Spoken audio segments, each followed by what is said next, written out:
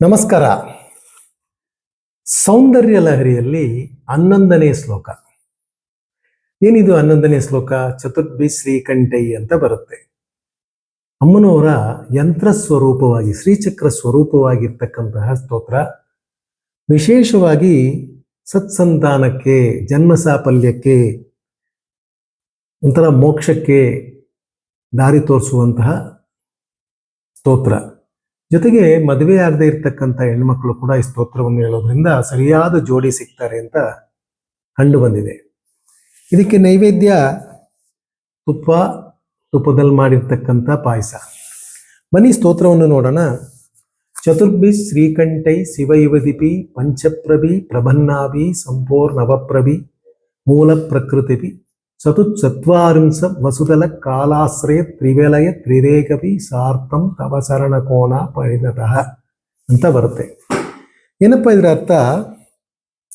ಶಿವಸ್ವರೂಪವಾದಂತಹ 4 ಚಕ್ರಗಳು, 5 ತ್ರಿಕೋಣಗಳು, 9 ಸೇರಿ ಆಧಾರ ಚಕ್ರವಾಗಿ 8 ದಳಗಳು, 16 ದಳಗಳು, 3 ಒಂಥರ ಸರ್ಕಲ್ ಆಗಿ ವೃತ್ತವಾಗಿರ್ತಕ್ಕಂಥ ಆಕಾರಗಳಲ್ಲಿ 3 ಭೂಪುರ ರೇಖೆಗಳು. ಇದನ್ನು ಇಟ್ಟುಕೊಂಡು ಶ್ರೀಚಕ್ರ ಕೋಣಗಳು ಒಟ್ಟು 44 ಬರುತ್ತೆ. ಚತುಶ್ಚತ್ವಾರಿಂಶ ಅಂತ ಹೇಳ್ತಾರೆ. ಮಂತ್ರ ಸ್ವರೂಪಿಣಿಯಾದಂತಹ ಆ ತಾಯಿ ಜಗನ್ಮಾತಾ ಕುಂಡಲಿನಿ ಶಕ್ತಿಯ ಏರುಮುಖವನ್ನು ಇಂದಿನ ಸ್ತೋತ್ರಗಳಲ್ಲಿ ನಾವು ನೋಡಿದ್ವಿ. ಈ ಶ್ಲೋಕದಲ್ಲಿ ಯಂತ್ರ ರೂಪವಾಗಿ ಯಾವ ರೀತಿ ಶ್ರೀಚಕ್ರವಾಗಿ ಆ ಮಹಾತಾಯಿ ಇರ್ತಾಳೆ ಅನ್ನೋದನ್ನ ನೋಡ್ತಾ ಇದ್ದೀವಿ. ಪರಮೇಶ್ವರನ ಪತ್ನಿಯಾದಂತಹ ಆ ಮಹಾತಾಯಿ ಶಿವಯುವತಿಪಿ ಅನ್ನುವ ಹೆಸರಲ್ಲಿ ಕರೆಸ್ಕೊತಾಳೆ ತನ್ನನ್ನು. ಆ ಚಕ್ರಗಳು, ಆ ಶಿವಚಕ್ರಗಳು 4, ಶಕ್ತಿಯ ಚಕ್ರಗಳು 5. ಇದು ಮೇಲೆ ಇಟ್ಟಾಗ ಆ ಚಕ್ರದ ಆಕಾರ ಬರುತ್ತೆ. ಈ ತ್ರಿಕೋಣ ಅನ್ನೋದು, 8 ದಳದ ಕೋಣ ಅನ್ನೋದು, 2 ಕೋಣಗಳು ಅನ್ನೋದು, ಈ ರೀತಿ 14 ಸೇರಿದ್ದು ಶಕ್ತಿಯ ಚಕ್ರಗಳು. ನಂತರ 8 ಎಳೆಯ ಅಥವಾ 16 ಎಳೆಯ ದಳದ, 8 ದಳದ ಅಥವಾ 16 ದಳದ ತಾವರೆ ಹೂವು 4 ಶಿವಚಕ್ರಗಳ ಮಧ್ಯೆ ಇದೆ. ಈ 9 ಕೋಣಗಳು ಸೇರಿಕೊಂಡು ಮೂಲ ಕಾರಣವಾದಂತಹ ತವಯೋನಿಗಳನ್ನು ಉಂಟು ಮಾಡುತ್ತದೆ. ನಮ್ಮ ದೇಹದಲ್ಲಿ ಇರ್ತಕ್ಕಂಥ ಕೊಬ್ಬಿಗೆ ಮಜ್ಜೆ ಅಂತ ಹೇಳ್ತಾರೆ. ಇಂದ್ರಿಯಕ್ಕೆ ಶುಕ್ಲ ಅಂತ ಹೇಳ್ತಾರೆ. ನಾವು ಬಿಡುವಂತಹ ವಾಯು ಅಂದ್ರೆ ಪ್ರಾಣವಾಯು ಏನು ಹೇಳ್ತೀವಿ, ಅದನ್ನ ಆತ್ಮ ಅಂತ ಹೇಳ್ತಾರೆ. ಇವೆಲ್ಲ ಸೇರ್ಕೊಂಡು ಜೀವ ಇರೋದಕ್ಕೆ ಬಹಳ ವಿಶೇಷವಾದಂತಹ ಕಾರಣಗಳಾಗ್ತದೆ.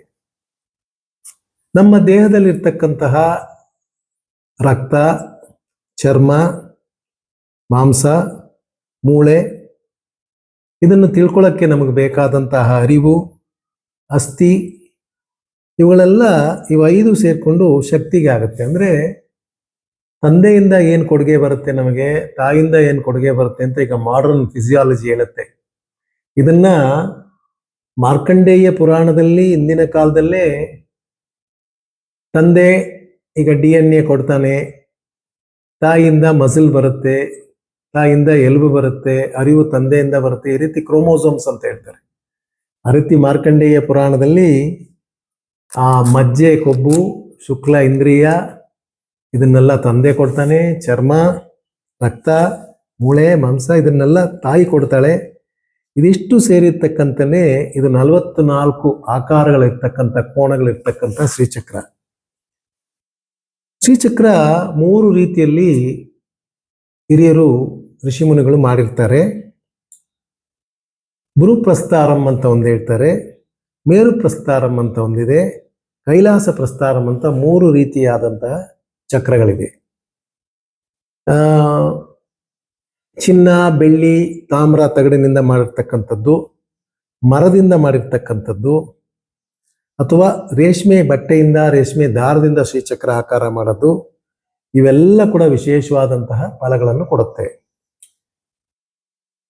ಈ ಸ್ತೋತ್ರ ಓದುವುದ ಮೂಲಕ ಒಳ್ಳೆ ಕಡೆ ಮದುವೆ ಆಗಿ ಒಳ್ಳೆ ಸತ್ಸಂತಾನ ಅಂದ್ರೆ ಶಿಸ್ತಿರ್ತಕ್ಕಂಥ ಮಕ್ಕಳನ್ನು ಉಂಟು ಮಾಡೋದಕ್ಕೆ ಬಹಳ ವಿಶೇಷವಾದಂತಹ ಜಾಗ ಆಗುತ್ತೆ. ಅಂದ್ರೆ ಶಿವ ಅಂಶ ನಾನು ಹೇಳಿದೆ, ಮಜ್ಜೆ, ಶುಕ್ಲ, ಪ್ರಾಣ, ಜೀವ ಇದೆಲ್ಲ ಶಿವನ ಕೊಡುಗೆ. ಒಂದು ತಂದೆ ದೇಹದಲ್ಲಿರ್ತಕ್ಕಂತಹ ಕೊಬ್ಬು, ಶುಕ್ಲ, ವೀರ್ಯ, ಪ್ರಾಣ ಮತ್ತೆ ಜೀವ ತಂದೆ ಕಡೆಯಿಂದ ಬರುತ್ತೆ.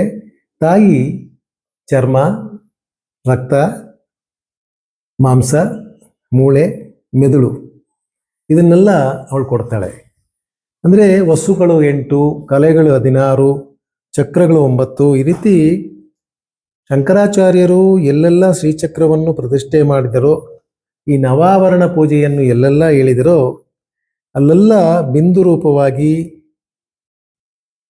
ಸ್ವರ್ಣ ರೂಪವಾಗಿ, ಪಂಚಲೋಹ ರೂಪದಲ್ಲಿ, ಕಲ್ಲಿನ ರೂಪದಲ್ಲಿ, ಸ್ಫಟಿಕದಲ್ಲಿ, ಮರಕತ ಕಲ್ಲಿನಲ್ಲಿ ಅಂದರೆ ಪಚ್ಚೆ ಕಲ್ಲಿನಲ್ಲಿ, ಗಂಧದಲ್ಲಿ ಎಲ್ಲ ರೀತಿಯಾಗಿ ಮಾಡಿದ್ದಾರೆ.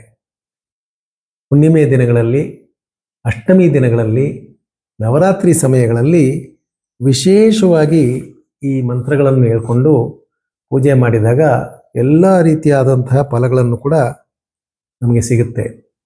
ಅಂದರೆ ನಮ್ಮ ದೇಹದಲ್ಲಿರ್ತಕ್ಕಂಥ ಕುಂಡಲಿನಿ ಶಕ್ತಿಗಳೇನಿದೆ ಅದು ಆರೋಹಣ ಅವರೋಹಣ ಅಂತ ಹೇಳ್ತೀವಿ. ಮೇಲಿಂದ ಏರ್ಕೊಂಡ್ಬಂದು ಸ್ಥಿರ ಸೌದಾಮಿನಿ, ಕ್ಷಣ ಸೌದಾಮಿನಿ ಅಂತ ಹೇಳಿದೆ.